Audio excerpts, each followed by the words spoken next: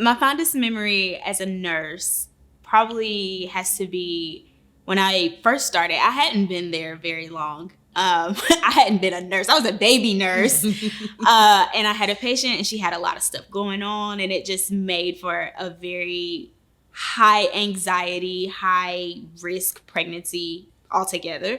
And it was come time for baby, and the doctor is like, I ain't pushing with her until she gets my midwife in here. And that was, it was a lot going on. The doctor was like, we'll sit here until my midwife gets here.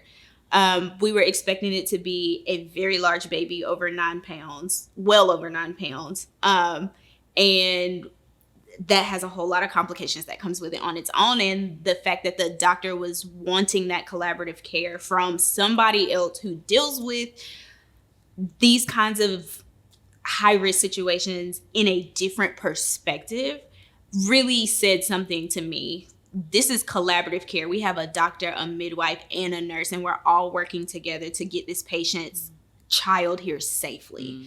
And that was the switch for me. That was like, okay, this is the environment that every delivery needs to have, whether it's a doctor, whether it's a midwife, whether it's a home birth or in hospital, out hospital, what have you. That sense of care and comfort, that teamwork that we had OR on standby if we needed it. Anything that I needed at that moment, I had, and which means the patient had that too.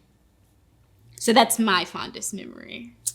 Oh, my fondest memory. I have a lot, but one in particular I can remember.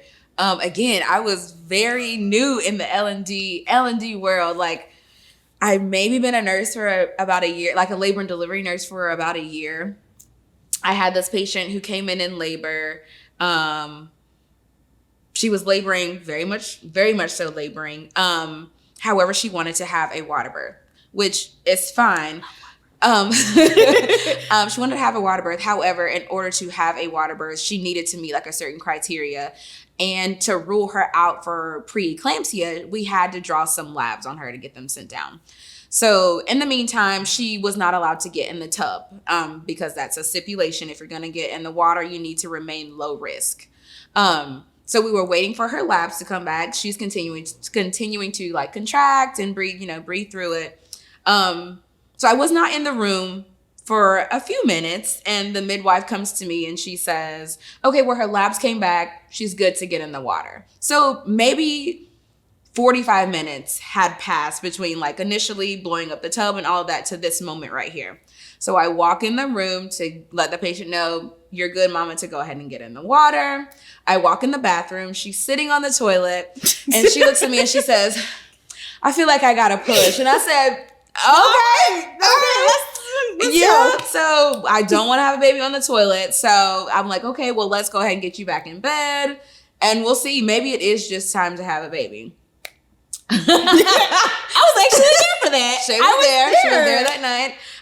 The patient is walking to the bed from the bathroom and she lifts her leg. Her water breaks everywhere. All on the floor, all on my shoes. Like it's puddle. Stuff like you see in the movies. Puddle of water. A whole lot of water. Puddle of water. And she like gets in the bed. She's on like hands. She's on her knees, but like leaned over the head of the bed. And she's telling me that she has to push. And of course I look down and sure enough, I see like jet black curly hair from this baby.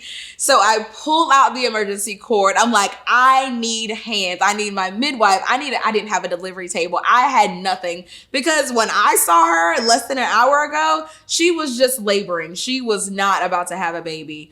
But she did. She had a beautiful delivery. Her doula didn't even make it. Like she was like she was trying. Go now. But the girl, she was laboring. She had that baby. She did so well. It was a great delivery. But then a few weeks later, I got a card, and it was from her, and it was her like just thanking me. She talked about how I remained calm during the whole situation and got her and her baby, safely delivered. But it was in that moment that I realized she talked about how I remained calm and I helped her remain calm. But it just showed me that like just simply doing my job can make such a difference. To me, I wasn't doing anything special. I was just simply doing what I knew my patient needed at the time. But to her, it made all the difference.